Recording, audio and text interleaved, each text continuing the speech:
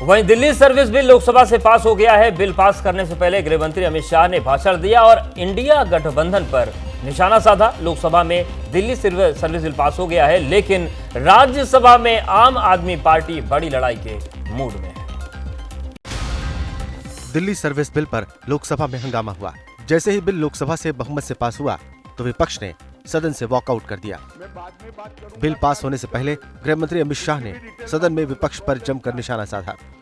Problem transfer posting के अधिकार का नहीं है, विजिलेंस को कंट्रोल में लेकर बंगला जो बना दिया है इसका सत्य छुपाना है।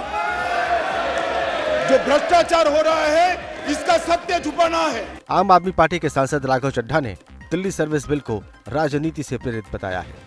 1930 या 40 के दशक के कुछ बयान कोट करते हुए इस जस्टिफाई करने का प्रयास किया कि ये कानून हम उनके बयानों और उनके इच्छा अनुसार ला रहे हैं। लोकसभा से तो दिल्ली सर्विस बिल पास हो गया है, लेकिन अब राज्यसभा में आम आदमी पार्टी बड़ी लड़ाई के मूड में है। बिल के सपोर्ट में आप तर्क देते कि 1, 2, 3, 4, 5 these are the 5 reasons why. तर्क ही नहीं बनता है, ये अनकॉन्स्टिट्यूशनल है और अनडेमोक्रेटिक है।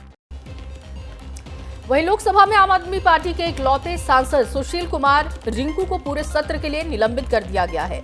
जैसे ही लोकसभा से दिल्ली सर्विस बिल पास हुआ तो विपक्ष ने सदन से वॉकआउट कर दिया और उसी वक्त आम आदमी पार्टी के सांसद सुशील कुमार रिंकू ने वेल में आकर कुछ ऐसा कर दिया कि उन पर कार्रवाई करनी पड़ी। लोकसभा में विपक्ष ने वॉकआउट कर दिया। लोकसभा स्पीकर ओम बिरला बोल रहे थे और उसी वक्त आम आदमी पार्टी के लोकसभा सांसद सुशील कुमार रिंकू वेल में आ गए और उन्होंने लोकसभा अध्यक्ष ओम बिरला की तरफ कागज फाड़ कर फेंक दिए।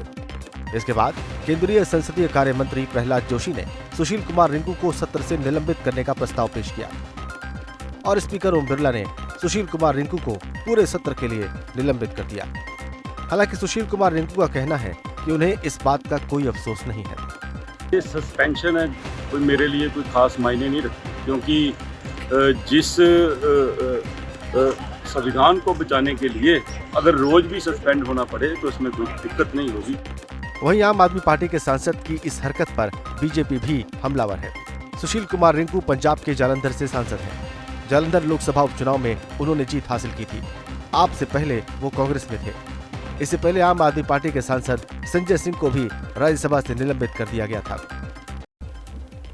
प्रधानमंत्री नरेंद्र मोदी लगातार एनडीए सांसदों के साथ बैठक कर रहे हैं। विकास कार्यों को लेकर फीडबैक ले रहे हैं। साथ ही साथ 2024 के लिए विजय मंत्र भी दिया जा रहा है। प्रधानमंत्री का मकसद है लोकसभा चुनाव में प्रचंड बहुमत से हैट्रिक लगाना। लोकसभा चुनाव की बाहुबली तैयारी में केवल बीजेपी ही नहीं बल्कि खुद प्रधानमंत्री ने भी ताकत झोंक दी है और इस बात की तस्दीक एनडीए सांसदों के साथ लगातार हो रही प्रधानमंत्री की मीटिंग्स कर रही है। चुनाव में अब वक्त कम बचा है, लिहाजा प्रधानमंत्री का फोकस हर राज्य, हर वर्ग और हर व्यक्ति पर है। प्रधानमंत्री मोदी ने बिहार के एनडीए सांसदों के साथ बैठक की। पीएम मोदी ने सांसदों से कहा कि लोगों को केंद्रीय योजनाओं के बारे में जानकारी दी जाए, लोगों को योजनाओं का लाभ मिल रहा है या नहीं इसका फीडबैक लिया जाए। साथ ही पीएम ने कहा कि एनडीए गठबंधन में बीजेपी त्याग की भावना से काम कर रही है। बीजेपी ने हर क्षेत्रीय दल को आगे बढ़ाने का काम किया है। बिहार में बीजेपी की सीट ज्यादा होने पर भी नीतीश कुमार को मुख्यमंत्री बनाया। महाराष्ट्र में भी बीजेपी की सीट ज्यादा है, फिर भी दूसरी पार्टी को सम्मान दिया।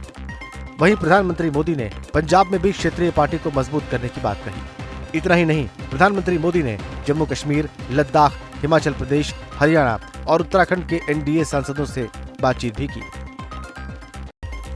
उत्तर प्रदेश के प्रयागराज की फूलपुर सीट एक बार फिर से चर्चा के केंद्र बिंदु में है, क्योंकि लोकसभा चुनाव से पहले फिर से फूलपुर से सीट से बिहार के मुख्यमंत्री नीतीश कुमार के चुनाव लड़ने की चर्चा तेज है।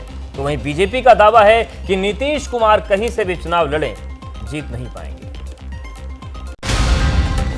2024 में बिहार के मुख्यमंत्री नीतीश कुमार कहां से चुनाव लड़ने वाले हैं, इसको लेकर अटकलों का दौर आसमान छू रहा है, क्योंकि उत्तर प्रदेश से लोकसभा चुनाव लड़ने की मांग तेज हो रही है। प्रयागराज के फूलपुर सीट से नीतीश के चुनावी मैदान में उतरने के मुद्दे को जेडीयू ने एक बार फिर हवा दे दी है। कार्यकर्ता को हक नहीं है मांग करने का क्या? नीतीश कुमार राष्ट्रीय नेता है, तो नीतीश जी अभी चुनाव हारे हैं क्या? वहीं उत्तर प्रदेश के उप मुख्यमंत्री केशव प्रसाद मौर्य का दावा है कि नीतीश कुमार कहीं से भी चुनाव लड़ लें, जीतने वाले नहीं है। नीतीश कुमार जी फूलपुर उत्तर प्रदेश से लड़े चाहे बिहार से भी लड़े, लोकसभा चुनाव नहीं जीत पाएंगे। हालांकि कांग्रेस का कहना है कि नीतीश कुमार जहां से बताएंगे वहां से ही चुनाव लड़ेंगे। निश्चित उत्तर तो नीतीश जी दे सकते हैं कि वो चुनाव कहां से लड़ेंगे या नहीं लड़ेंगे।